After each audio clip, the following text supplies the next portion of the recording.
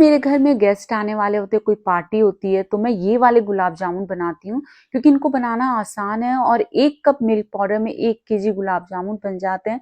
अगर आपने कभी भी गुलाब जामुन नहीं बनाया तो एक बार इस तरीके से बनाइएगा, पहली बार में बिल्कुल परफेक्ट गुलाब जामुन बन करके तैयार होंगे और घर में बहुत सस्ते में ये गुलाब जामुन बन जाते हैं। तो चलिए दोस्तों, ये गुलाब जामुन बना लेते हैं। इसको बनाने के लिए कढ़ाई में आपको 1 कप दूध लेना है और अब मैं इसमें डाल रही हूँ मिल्क पाउडर। तो मिल्क पाउडर मैं इसमें 1 कप डाल रही हूँ।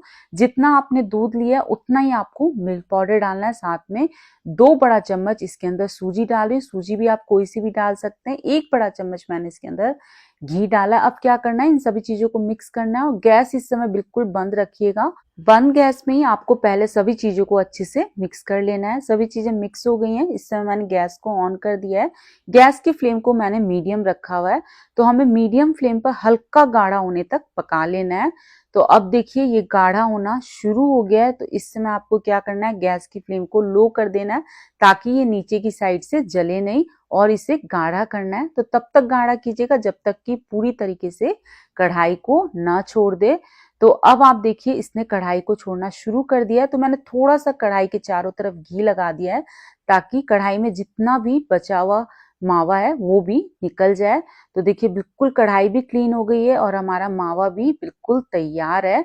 तो मैंने इसे कढ़ाई से निकाल करके एक बड़े से बर्तन में डाल दिया और इसे एक बार अच्छे से स्पैचुला से या फिर किसी भी चम्मच से मिक्स कर लेंगे और इसे ठंडा होने के लिए रख देंगे। तो जब तक ये हल्का सा ठंडा हो रहा है हम चाशनी तैयार करेंगे। तो कढ़ाई में मैंने 1.5 कप चीनी डाली है और अब मैं इसके अंदर 1.5 कप पानी डाल रही हूँ। तो जितनी आप चीनी लेते हैं उतना ही आपको पानी डालना है क्योंकि जो गुलाब जामुन की चाशनी होती है वो पतली होती है और अब हमें बीच बीच में चलाते हुए चीनी के घुलने तक पका लेना है। तो इस समय देखिए चीनी पूरी तरीके से घुल गई है। तो मैं इसमें 4 इलायची डाल रही हूँ और अब हमें क्या करना है, इसे 3 से 4 मिनट के लिए उबलने देना है। इसको उबलते हुए 3 से 4 मिनट हो गए।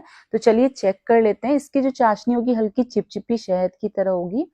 तो ये शहद की तरह चिपचिपी हो गई है। गैस को मैंने बंद कर दिया। अब चाशनी को साइड में रख देते हैं और इधर जो हमने मिक्सचर ठंडा होने के लिए रखा था वो हल्का ठंडा हो गया है। तो एक बार हाथ से अच्छे से मिक्स कर लेंगे। बहुत ज्यादा इसे मसलने की जरूरत नहीं है, बस आप हाथ से अच्छे से मिक्स कर लीजिए। तो जब मैं इसे मिक्स कर रही हूँ तो देखिए हाथ में बहुत ज्यादा चिपक रहा है, यानी इसमें बाइंडिंग की जरूरत है। तो मैं बाइंडिंग के लिए इसमें 3 बड़े चम्मच मैदा डाल रही हूँ। साथ में 1 छोटा चम्मच मैंने इलायची का पाउडर डाला है और अब हम इसके अंदर बेकिंग पाउडर डालेंगे। तो इसमें आधा छोटा चम्मच हमें बेकिंग पाउडर डालना है। इस बात का ध्यान रखिएगा कि बेकिंग सोडा नहीं, बेकिंग पाउडर डालना है। अब बेकिंग पाउडर अच्छे से मिक्स हो जाए इसके लिए मैंने 1 चम्मच इसके ऊपर पानी डाला है। अब सभी चीजों को अच्छे से मिक्स कर लेना है। तो इसे हल्का हल्के हाथों से इसे मिक्स कर लेंगे। तो बहुत ज्यादा इसे मसलने की जरूरत नहीं है, बस सभी चीजें अच्छे से मिक्स हो जानी चाहिए। तो सभी चीजें अच्छे से मिक्स हो गई हैं।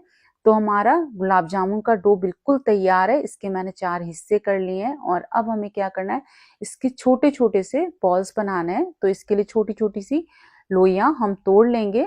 तो हमारे सारे गुलाब जामुन एक समान बन करके तैयार हो, इसके लिए पहले ही सारी लोइयां तोड़ लीजिए।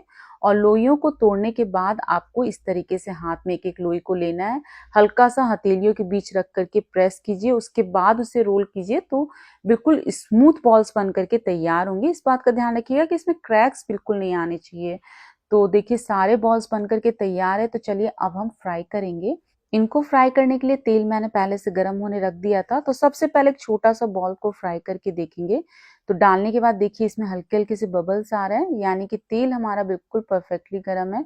और अब देखिए तैर कर ऊपर आ गया, बिल्कुल फटा नहीं है, बिखरा नहीं है, यानी कि हमारा गुलाब जामुन का मिक्सचर बिल्कुल सही बना है। तो मैंने कुछ बॉल्स को प्लेट में निकाल लिया था ताकि एक साथ हम डाल सकें। तो इस तरीके से एक साथ डालिएगा और कढ़ाई को आपको हिला देना है।